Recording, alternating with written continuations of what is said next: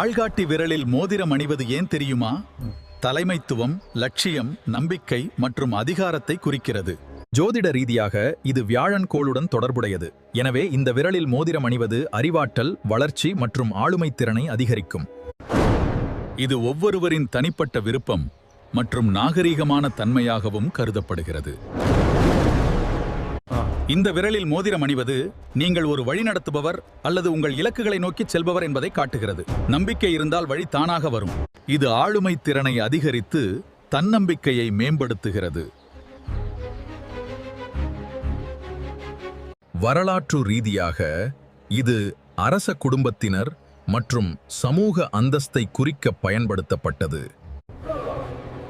நீங்கள் ஒரு வலுவான ஆளுமையை வெளிப்படுத்த விரும்பினால் வலது ஆள்காட்டி விரலில் மோதிரம் அணியலாம்.